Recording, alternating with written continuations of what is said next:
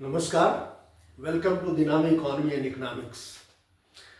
1 फरवरी को सरकार के द्वारा बजट पेश किया गया, जिसमें वित्त मंत्री ने सिक्योरिटीज ट्रांजैक्शन टैक्स के रेट्स को में कुछ बदलाव किया। उसमें बदलाव ये किया गया कि जो फ्यूचर डेरिवेटिव्स होते हैं उनका रेट 0.02% से बढ़ाकर 0.05% कर दिया गया, यानी लगभग 2.5 गुने की वृद्धि कर दी गई। और जो ऑप्शन डेरिवेटिव्स होते हैं उनके प्रीमियम पर जो टैक्स है वो 0.1% से बढ़ाकर 0.15% कर दिया गया। इसके माध्यम से सरकार को उम्मीद है कि 73,000 करोड़ रुपए टैक्स के रूप में मिल जाएंगे। ये सरकार का अनुमान है बजट में।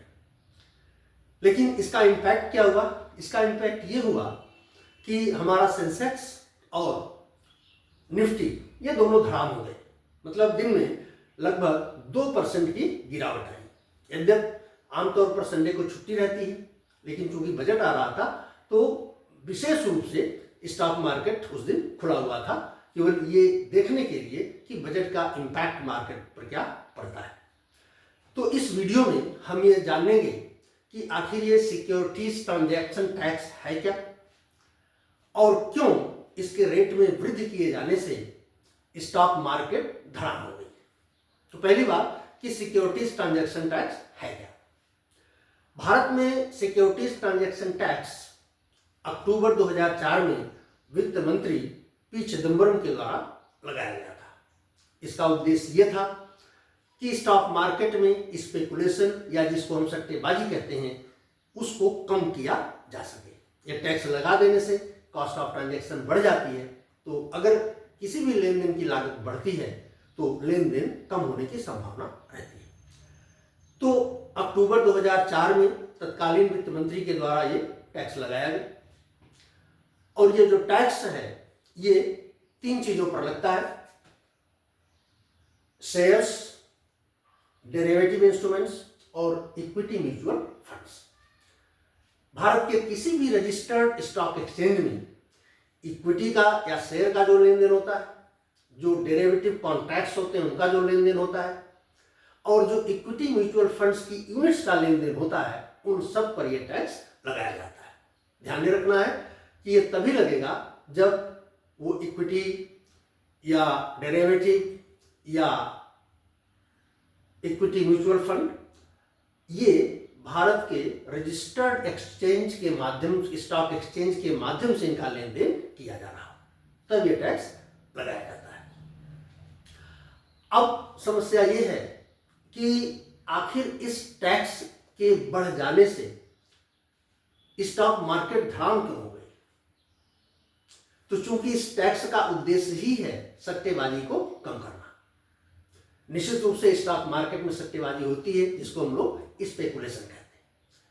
तो जब ये टैक्स बढ़ गया तो कॉस्ट ऑफ ट्रांजैक्शन बढ़ जाएगी। जैसे 0.2% अगर टैक्स रेट था, उस समय किसी ट्रांजैक्शन पर अगर 100 रुपए टैक्स लगता था, तो अब टैक्स बढ़ने के बाद उसी मूल्य के ट्रांजैक्शन पर 250 रुपए टैक्स देना पड़ जाएगा।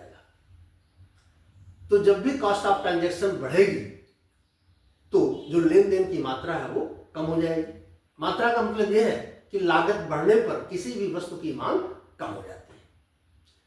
वही बात यहां पर होगी कि अगर सिक्योरिटीज ट्रांजैक्शन टैक्स बढ़ गया तो इसका मतलब यह हुआ कि स्टॉक मार्केट में जो ये इक्विटी का या कॉन्ट्रैक्ट्स का जो लेन देन हो रहा है, इनकी मांग कम हो जाएगी।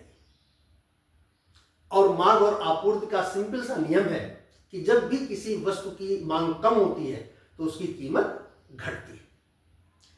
या यूं कहें कि जब किसी वस्तु की मार्केट में सप्लाई बढ़ती है तो उसकी कीमत घटती है।